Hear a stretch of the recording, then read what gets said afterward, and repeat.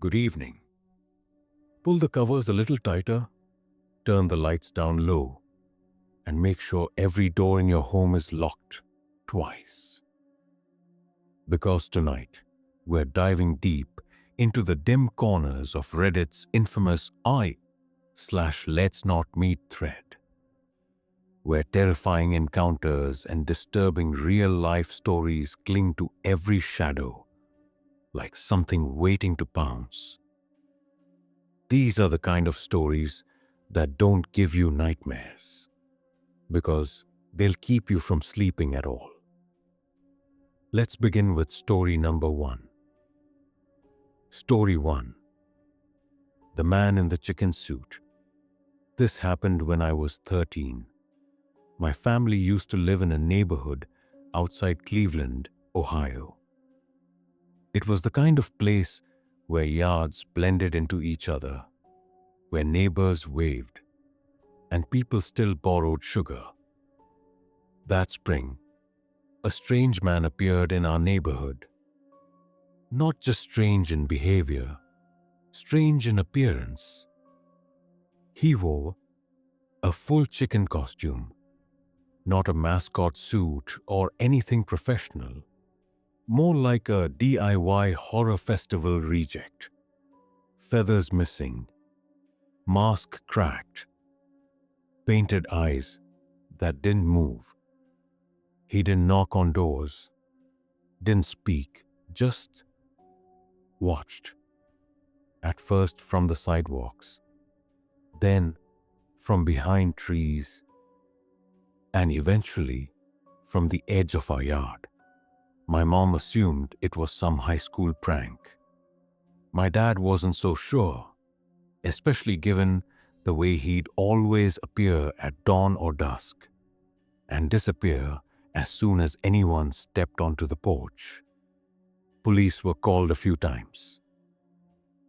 There's a man in a chicken costume watching our kids. And they even showed up once. But of course, by then, he'd vanished. Then one morning, I noticed something off about our back door. The chain lock, normally tight, was hanging, broken. My mom blamed it on rust. I knew better.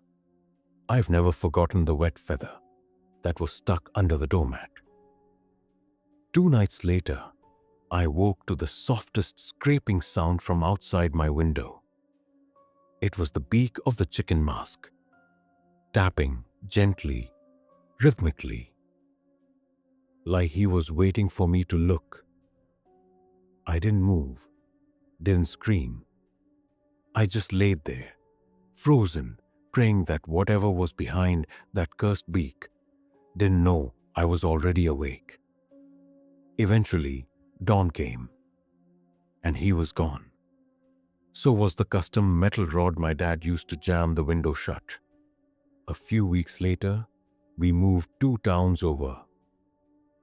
We never found out who he was, or what he really wanted.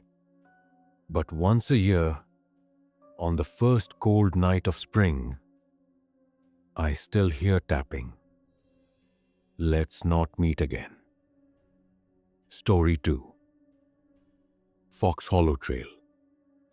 This happened during college, when I went hiking with 2 friends in a rural part of Oregon. We'd parked at the trailhead at 5 p.m., hoping to catch the last stretch of sunlight before camping overnight. We'd gone maybe 3 miles into the woods when it started. A single whistle, sharp and deliberate, from deeper in the woods.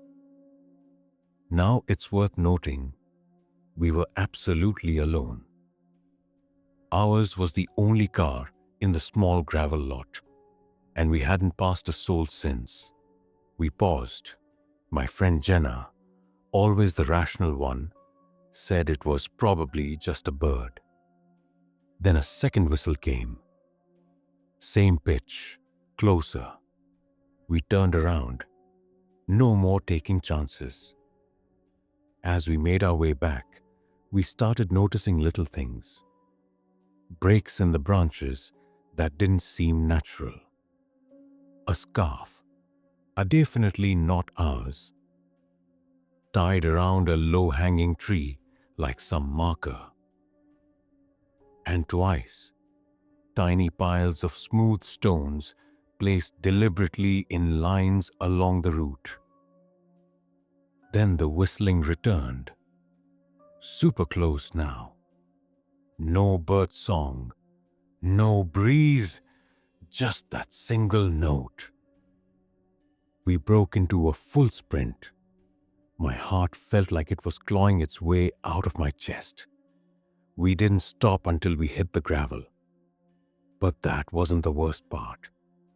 Once we reached the car, breathless and shaken, we found an envelope tucked under the windshield wiper. Inside, a photo of the three of us from earlier that afternoon. Not smiling, not posed, just walking onto the trail. We never Farfi and went hiking alone again. Let's not meet whoever you were. Story 3. The Blue Door. When I was 22, fresh out of college, I managed to land a job interview in downtown Chicago. I lived out in the suburbs, so I had to commute by train, and that meant walking through a less than friendly neighborhood early in the morning.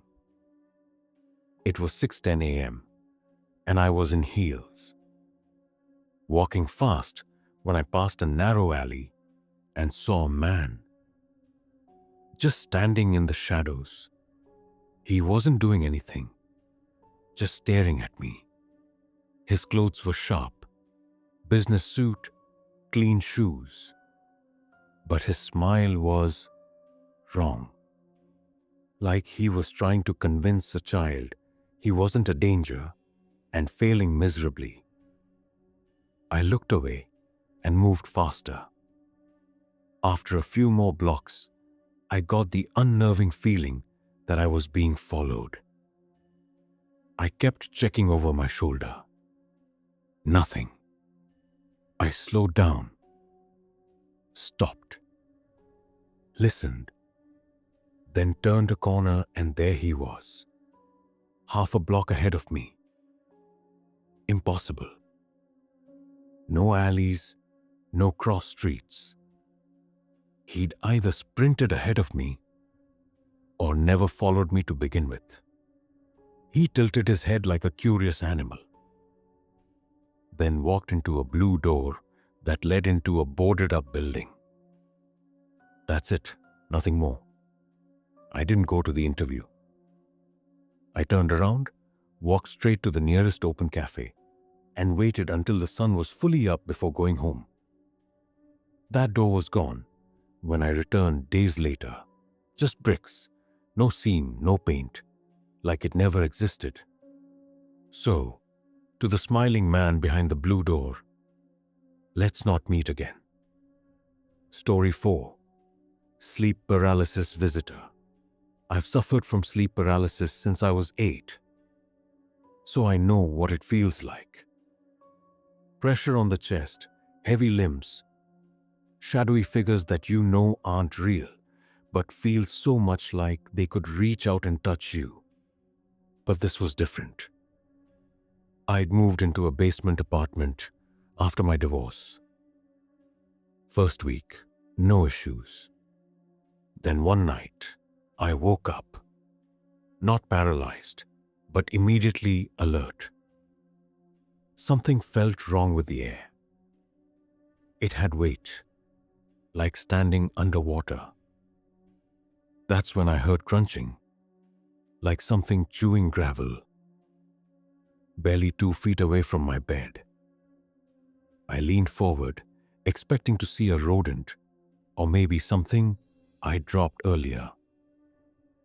There was a figure crouched in the corner, stick-thin, elbows like knives poking from its sides.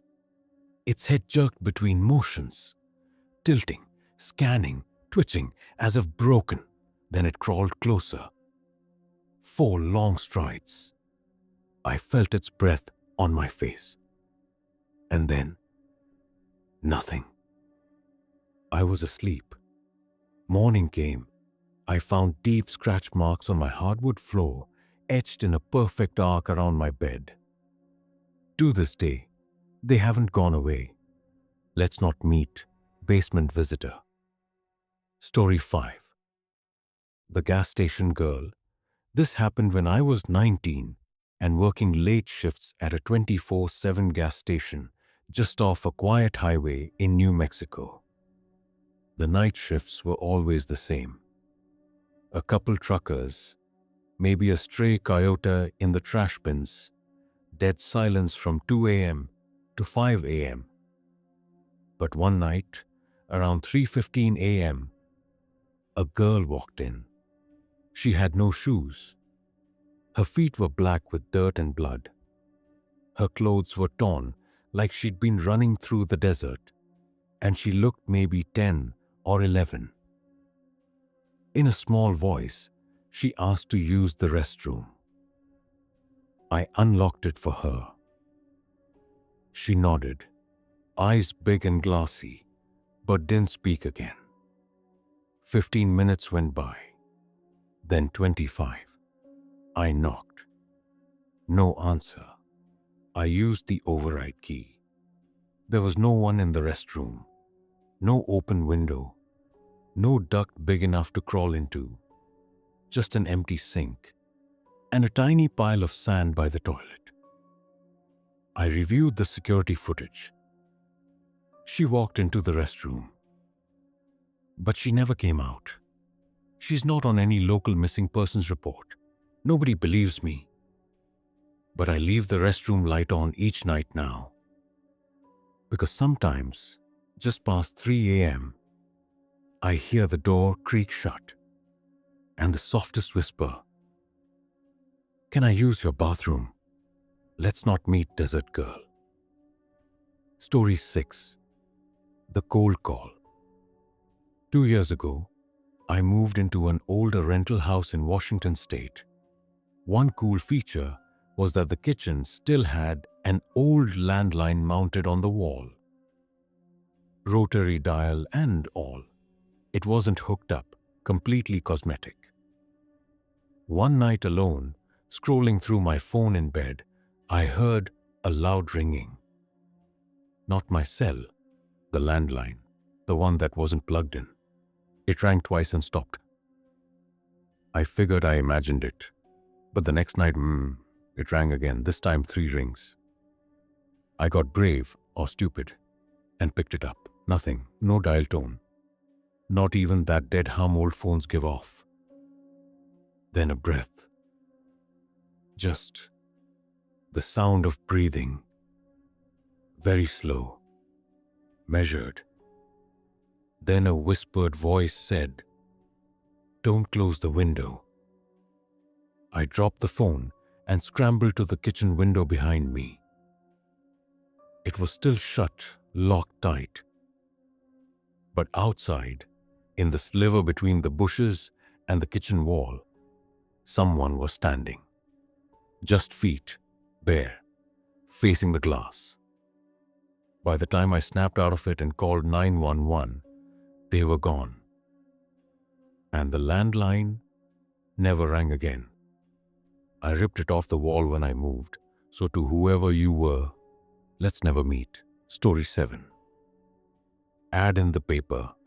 This is not a story I enjoy telling, but I need to. When I was 26, I was looking for a place to rent urgently after a breakup. I found a perfect listing in an obscure local paper. Too perfect, maybe. Fully furnished, low price, utilities included, quiet roommate seeking someone to fill a space. I called. The man sounded older, calm, said his name was John, told me to come see it that night. It was 30 minutes outside town. When I pulled up, alarm bells went off. The house looked like it had been empty for years. Light on in the window, but all the others were dark. The lawn was knee-high. I knocked. John didn't answer. I texted him and heard the old-fashioned landline ring inside. Then I saw it. Something scrawled in the foggy window from inside. "Run." I nearly tripped over myself trying to leave. Back in my car, heart racing, I called the number again. John answered. Same calm voice. I asked if he was home. "Oh yes," he said. "You were just on the porch. Don't hurry away now." I drove so fast, I almost went off the road. Later that week, the listing vanished. So did the number. There is no record of it in my call history. To whoever John was, let's definitely not meet. Story 8. Behind the Vents. I used to live with my cousin in a compact 2-story townhouse outside Albany. It was one of those places built on a budget. Thin walls, paper doors, and a HVAC system with vent covers barely screwed into place. For a few weeks, we kept hearing odd noises at night. Not like settling wood, more like breathing. But the house was old. One night, I was alone and watching TV when I noticed the vent across the living room had a small glint inside it, something reflective. I turned off the lights and crept closer. What I saw made every hair on my neck stand up. It was an eye. Someone was inside the crawl space, watching me through the vent. I didn't scream. I couldn't. I called my cousin instead and whispered what I saw. When she got home with her fiancé, 20 minutes later, we found him. A man, mid-40s, dirty hands and knees. His belt had a painter's tag on it. He'd entered while doing renovations on another unit and never left. He'd been squatting beneath the house for at least 4 weeks. Police said the food wrappers, waste, and the pile of small black notebooks meant he'd been stalking me, writing in detail everything I'd done, every movement in my bedroom. Times I left the house, what clothes I wore. I moved out the next week. I can't pass a vent now without looking twice. Let's not meet again, ever. Story 9. Motel Room 11. It wasn't the kind of motel you stay in for comfort.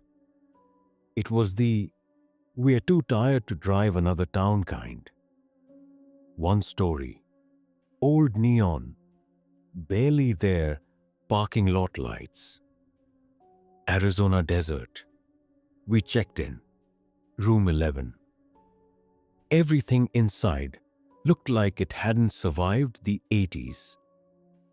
Mismatched lamps, cracked mirror. A single painting of a deer nailed above the bed. My wife went to sleep quickly. I couldn't. Something about the room smelled weird, like hair, wet dog hair. When I finally drifted off, I woke to the TV flickering static, even though I'd left it off. There was someone standing at the foot of the bed. Not a shadow, not a dream.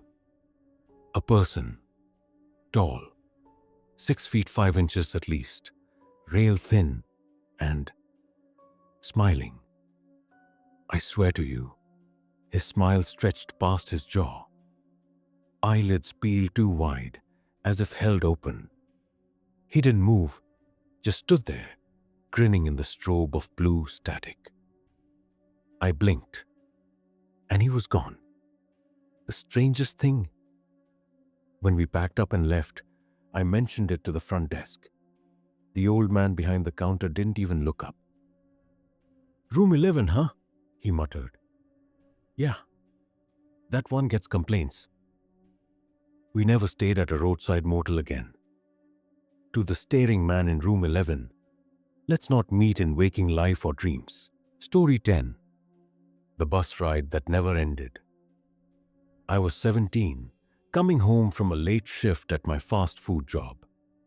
It was cold, raining, and the last bus was nearly empty except for me and two silent passengers. An elderly man in the front and a teenage boy in the back, hoodie pulled tight. I sat in the middle. The bus pulled away, driving through my usual neighborhood stops. And I must have nodded off. When I woke, everything was pitch black outside, and the bus was still moving, but slower, like it was coasting endlessly down a road that didn't exist. The elderly man up front was gone. So was the teen in the back. I stood and walked cautiously to the driver. He wasn't there. In his seat was a thick, twisted bundle of wire and ash, shaped vaguely like a person, still smoking like it had been struck by lightning. The bus kept going, and outside was only forest. No signs, no roads, just trees and faces in the branches. Literally faces, wide-eyed and pale, mouths stretched long, embedded into the bark, turning to follow the motion of the bus as it rumbled through their world. I screamed, but the sound didn't echo. It folded into silence. Then, suddenly, the bus stopped. I blinked, stumbled, and it was daylight. Rain gone. Streets wet but familiar. Right outside my city library, like nothing had happened. According to my phone, only 10 minutes had passed.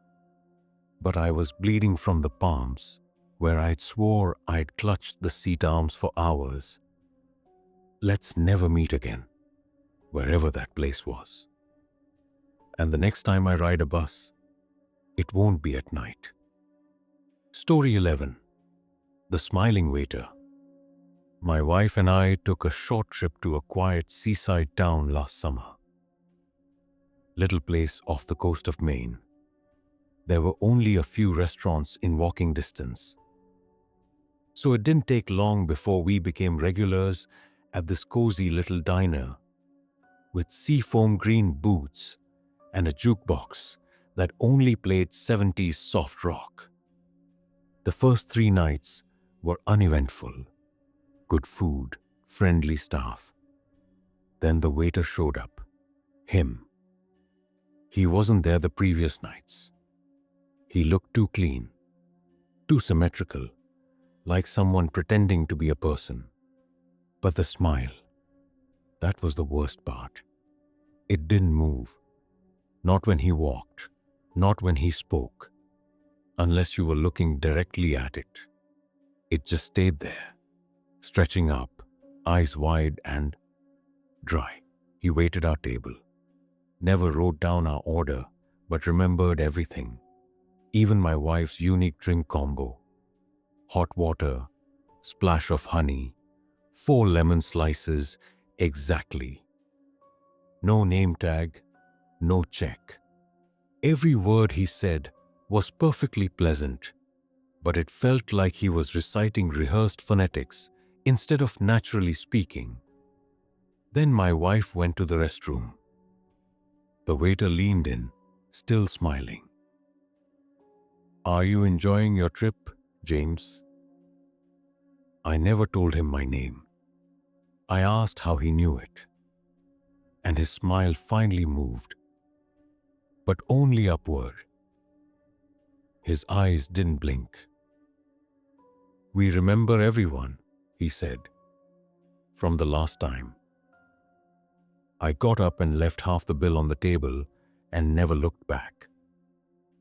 The next night, the diner was closed. Locals told us it had burned down 2 years ago. Not a joke. I checked Google Street View after we came home. There's only a parking lot where the diner once sat, So to the waiter, who served me the same meal twice in two different realities.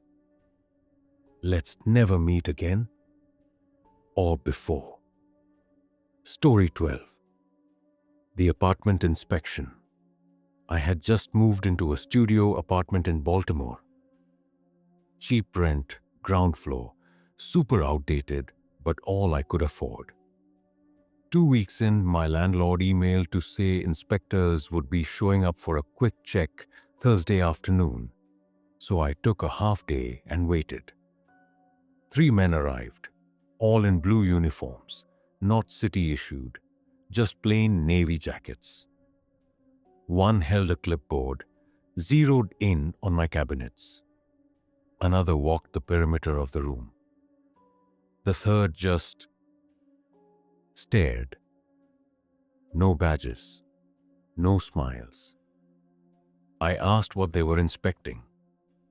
The one with the clipboard said flatly, "Radiation thresholds." I laughed. He did not. He walked straight into my bathroom and shut the door. The other started tapping the walls. I told them I didn't consent to any strange scanning or drilling, and I needed ID.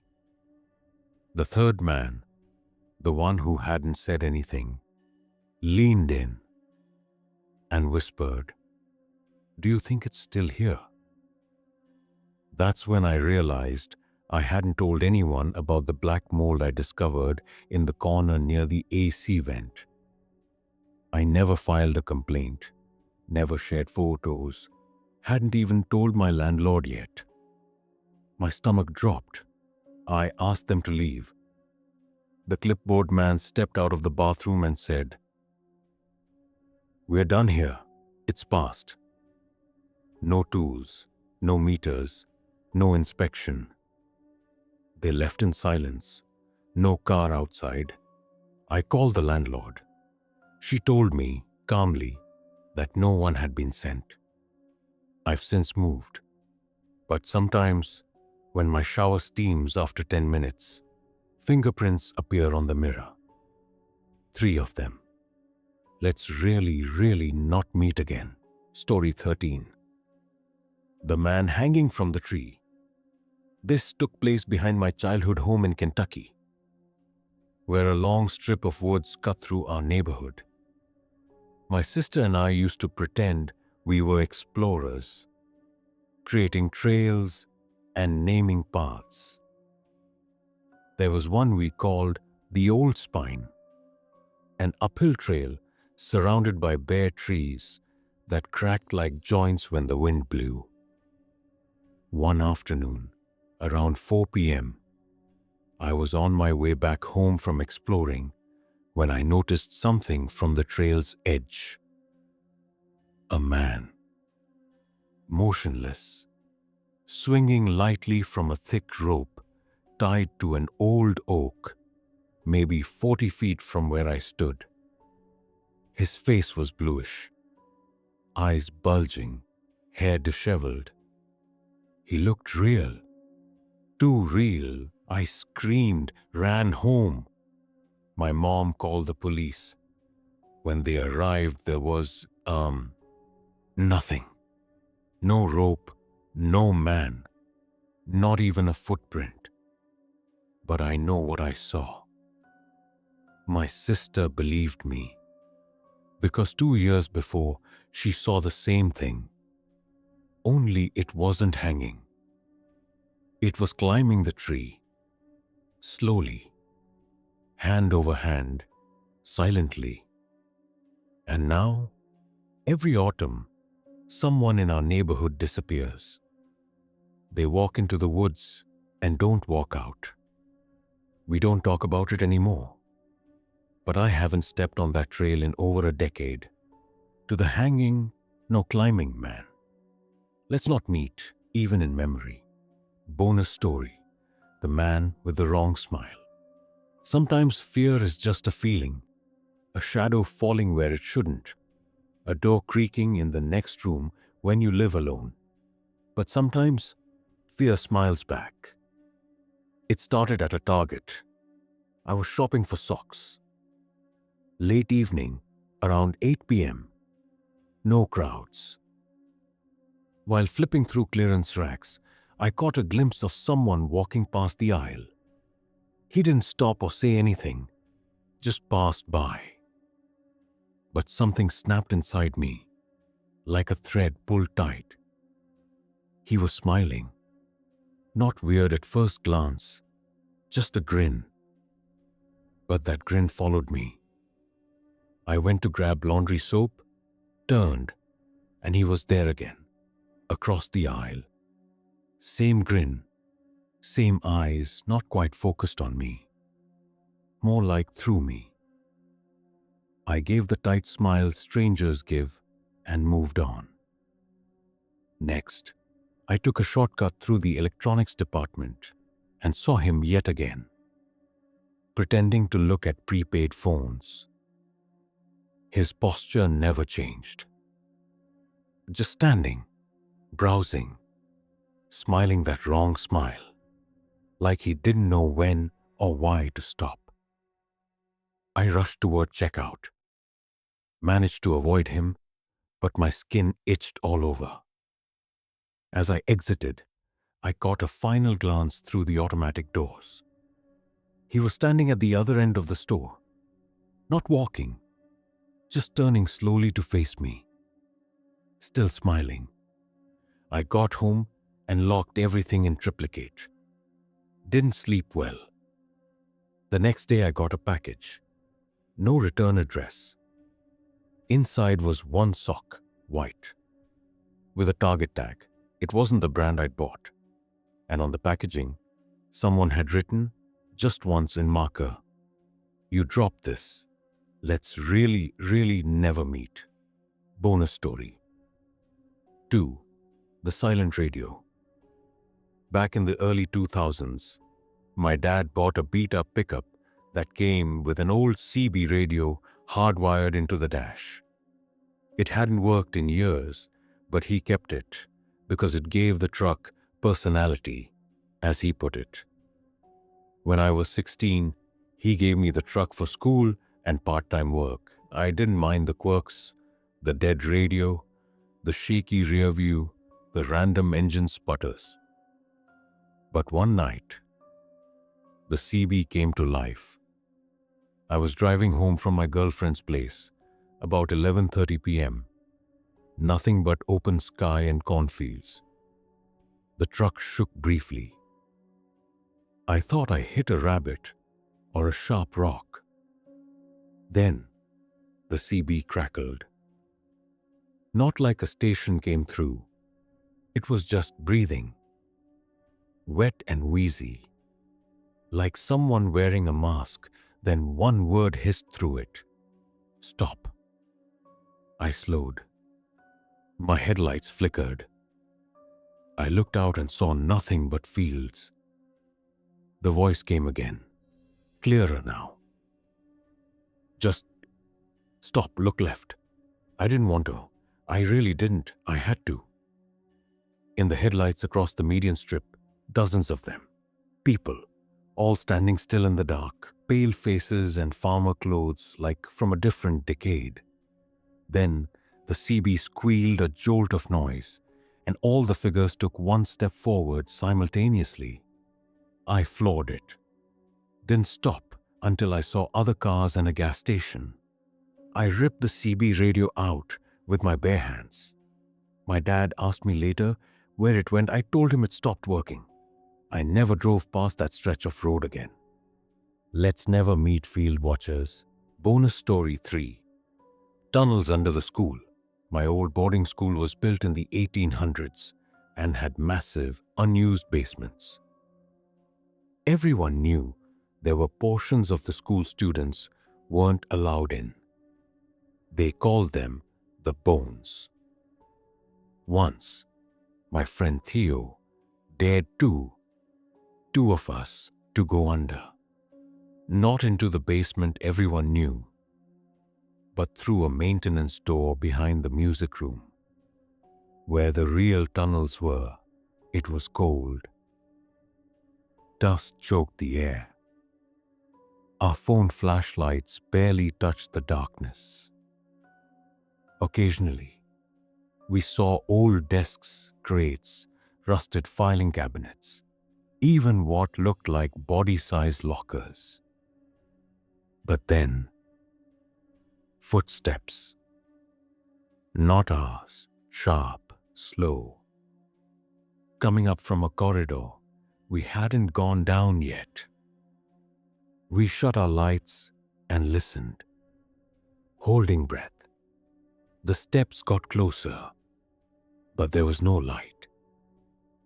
Then Theo whispered, "Someone's breathing." The air smelled like copper and mold. We turned and bolted back toward the hatch. I swear, I heard a low voice behind us whisper, "Don't rush. You'll wake the ones below." I didn't turn around. No one did. We kept it secret until rumors started spreading about a student who vanished in the 80s, last seen near the music room basement. The school swept it under the rug, officially chalking it up to a runaway. But recently, that hatch has been sealed with a steel cover. Even though no one talks about why. To the voice in the tunnels, let's not meet. Bonus story 4. Crow Caller. My uncle lives in rural Texas, on a property surrounded by woods.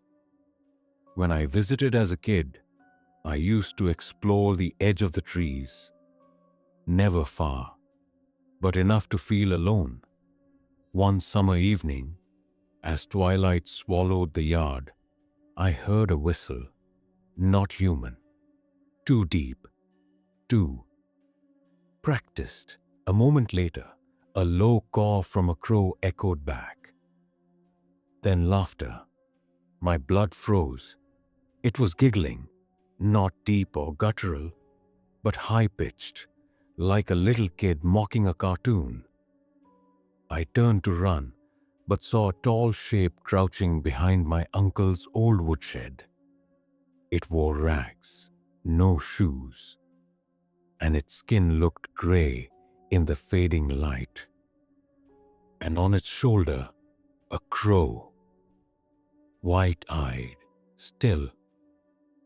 The creature mimicked another call, a perfect imitation of my uncle's voice. "Come on now. Chicken dinner's ready." I screamed, ran to the door, pounded, sobbing. My uncle was inside, safe. The voice outside, still calling. We locked the doors and waited. Next morning, there were scratches on the back screen and crow feathers scattered near the steps. Years later, I found a local folktale online about the crow caller, a forest mimic that lures children by echoing voices and sounds until they follow it into the trees. To whoever or whatever you were, let's not meet, ever. Bonus story 5. The Birthday Mask. When I was 9, my parents threw me a small birthday party. Just close family, one neighbor family, and a banner with clowns on it because they thought it was funny that I was scared of them. I tried to hide it, smiled in all the pictures, but the whole time I kept glancing toward the woods behind our house. Sometime during cake, there was a knock at the sliding glass door. Not loud, not desperate, just polite. We all turned, and there he was, a man, maybe in his 50s, dressed like a party clown, sort of. But his outfit wasn't clean. His shirt was stained and his curly wig was frayed at the sides.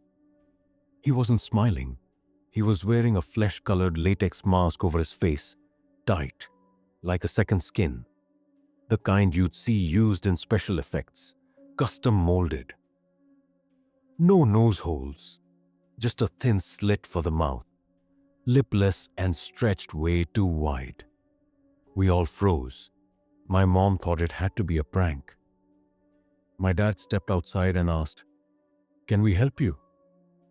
The man just said, in a flat voice, "It's his birthday."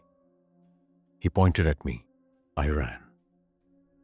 Later, when police were called, they found nothing.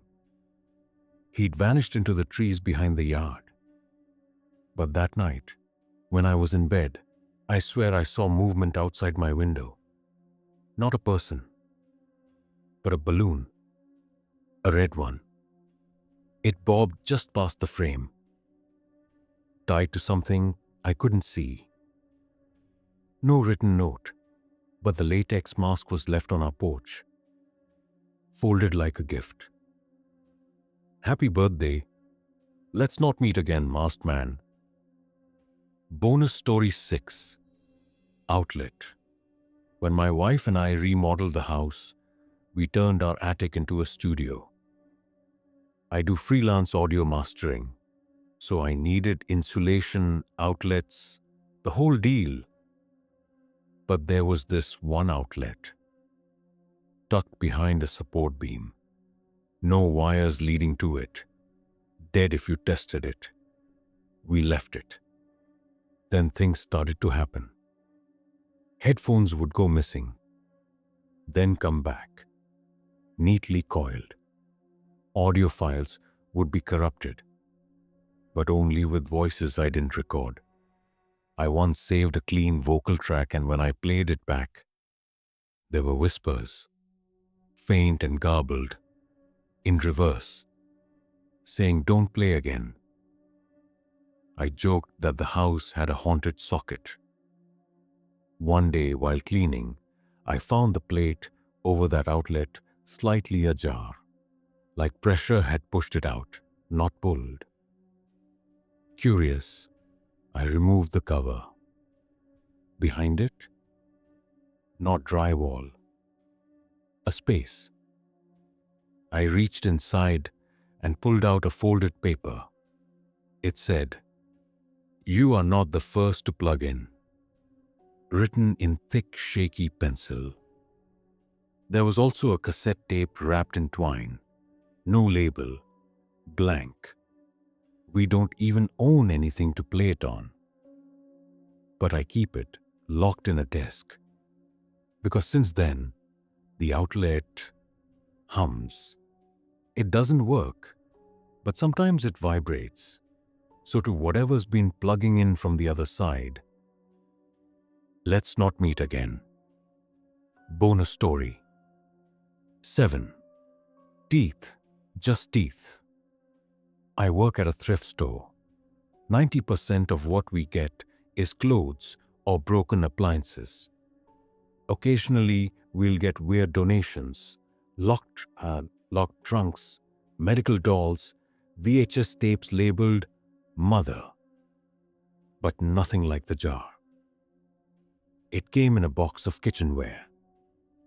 Ceramic bowls, silver spoons, and one mason jar, filled to the seal with teeth. Human teeth, polished, sorted by size. Molars at the bottom, then bicuspids, and tiny baby teeth near the lid. There were probably 1,000 of them, some bright white, some yellow, cracked, collected. The manager wouldn't touch it. He told me to throw it out behind the store. That night, I dreamed about it. In the dream, I was walking through the store after closing, and every mannequin turned to face me, smiling. Their mouths were filled, unreasonably full of those same teeth. Overfilled, grinning ear to ear, teeth spilling down their throats, clicking with every breath. I woke up vomiting. When I got to work, the jar was back. It was in a sealed display case. No price tag. No fingerprints on the glass. None of the staff touched it. No one admitted to moving it. But the thing sat there, waiting. Days later, a woman came in, pale, angry-looking, dressed in an oversized hoodie. She didn't browse. She walked straight to the jar, picked it up, said, "I knew you'd listen," then left. We tried to stop her, but our front camera had already glitched. All static, no license plate, no return. But that night as we locked up, we found a single tooth, placed perfectly on the checkout screen. Let's never meet again. Bonus story 8. Whispers from apartment C.